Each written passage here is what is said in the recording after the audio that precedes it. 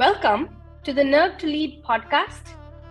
Here we explore power, pleasure, leadership, identity, belonging, parenting, and couplehood, and explore stories of navigating through life, finding both authenticity and attachment through the common lens of the nervous system. I am your host, Sangheetha Parthasarathy, and I'm so glad you're here. Today I have a very special guest with me, Janani Vishwanathan. We're so happy to have you on. Welcome. Thank you. I am so happy to be here too. So Janani, would you like to introduce yourself? Tell us a bit about what you do. Sure. So I grew up in Chennai, and I currently live in California. I am a environmental health and safety professional, and I have a small family of myself, my husband, and I have a 2.5-year-old daughter. So that's my world. Thank you. And can you tell us a bit more about your work and how you chose it? Did it choose you? Just a bit more about what you do. Sure. So it's like there's this running joke that's like in India, you become an engineer first and then you figure out what you want to do. Sometimes people figure out like they completely go away from their path. And then like there's people like me who are trying to stay in the path, but then trying to figure out or choose things that they like.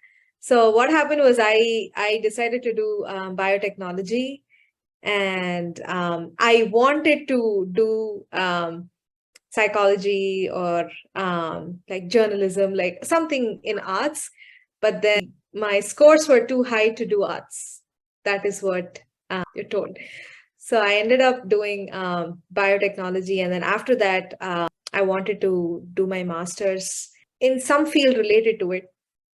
So I chose this. I worked for a year as a food microbiologist in India. And like that is something that I realized that I really liked doing, because it was a mix of interacting with different kinds of people. So I used to interact with like different chefs and then talk to them about their food. So I interacted from like the butchers to the top chefs. And I had a lab in one of the 5-star restaurants in Chennai. And then so that made me realize that, okay, biotechnology is not always about like being a doctorate or anything like that, because I didn't want to do a PhD and I had to find. So I applied for this master's program called Biological Safety, which was an expansion of food safety.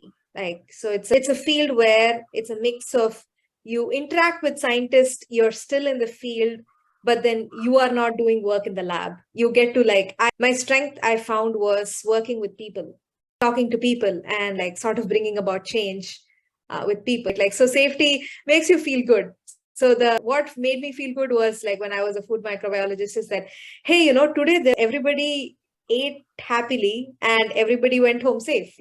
That's the point of it. And so this was an expansion of that. And then I come to the US. I went to University of Massachusetts. I come to my university and I learn on my first day that the program had been existing for like 4 years. And I was the first ever student who had enrolled in it. Wow. So, which was actually surprising to me, because I was like, sitting in India, I was like, why would anyone not want to, enroll in this program? But then I went ahead with that. The good thing was that there were people like my professors who were supporting me. The con was that there were courses that kept getting cancelled because I was the only student who was enrolling for it, right? So environmental health and safety is a department that is there in every corporate or every university. It's a supporting department. It's not an educational department. It's a supporting department. So I just like looked that up, and I just I emailed the biosafety officer of the university saying, hey, I'm in this program, and I know you're not an educational department, but I don't know much about it, and I thought I will benefit better if I learn from you in addition to my coursework. And I think she was the best thing. Talk about mentors, right? So during the first month, she said, hey, yeah, you come over and shadow me. I started shadowing her. In the second month, she created a paid position for me. So all through my master's, I had a job in the EHS department. So that's where it all started. So I knew that when I graduated, I'm going to like either have like a really good career because, you know, this is such a niche. And I was told by many people that, hey, you're the first person, like you're the first biosafety graduate probably in the country. There are like biosafety professionals, but they don't have this background, like educational background as me. I knew that I'm going to like either do big or probably might have to return to the country. But thankfully, I did well. My first job was at an Ivy League school. I worked at Princeton University. That was my first job. And right now I am in a startup company as part of the senior leadership team. So I head the environmental health and safety department in my current role. That's fantastic. I think that's a really lovely story that you don't get to hear often. And there's so many elements in that story that I was just resonant with and listening along. So thank you for sharing that. Tell us a bit more about your experience of being in a leadership role, especially being a woman of color. Tell us about what that journey was like for you and what it is like for you. Yeah, so this current role for me is pretty recent. So I've completed like 6 months of being in this position. And I moved from being an individual contributor to people in leadership positions trusting me and handing me this opportunity to lead the department. I want to say that it's been exhilarating, right? When I thought about it, okay, there's this opportunity where I don't have anybody. I am the decision maker, and which means there's a lot of nervousness that comes along with it because it's responsibility. As I said previously, this job means it's to ensure every single person, every single employee goes home safe to their family. That is my responsibility. So it means that identifying everything. So I work in a manufacturing environment, and my job is to make sure that I am involved. I'm in making decisions about all the safety in terms of like the culture of safety. And this was one of the things I learned when I was at Princeton, is that I work with like Nobel laureates who are like, hey, I've been doing this for like 30 years, 40 years. I've never had an accident. And I had to like talk to them to say, yes, you didn't have an accident, but that doesn't mean it's not going to happen. So this modern technology or this technique is actually going to help you keep you safer. So I had to bring all that knowledge here and work with this group also to bring that along.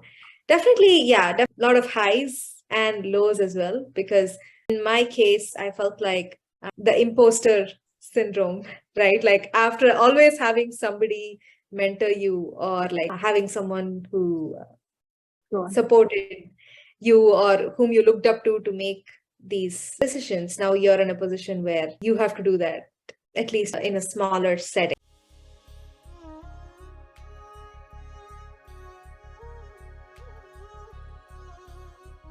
And now, a small break to talk about more resources. We have created an autonomic safety assessment for parents, which helps baseline our co-regulation capacity, which is available for free to download and use. It is available as a link on the episode show notes. Now back to our conversation.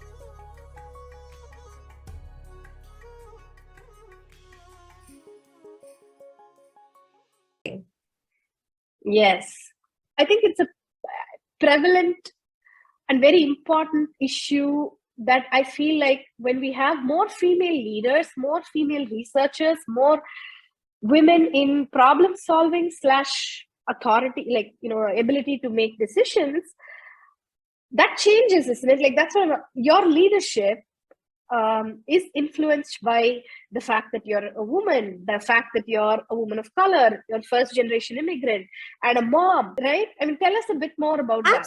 Absolutely. I actually want to give a couple of examples. Like that's not just related to my work. So one about my work, like there's one problem that came up that our team worked on where it was about chairs for employees. And my colleague and I, like, we recognized that there were like more petite women. And when the chairs are like ordered in bulk, they did not like keep in mind like the demographics of the group or the employees was not taken into consideration when they say, hey, this is perfect for an average person. What does an average person mean when your demographic has more, like, just like myself, right? Like, I am petite and I needed a chair. My colleague is petite, and we need to be accommodated, even if it is like 2% of the population, 2% or like 10. And it depends on where, even in the US, like where you are, which state you are.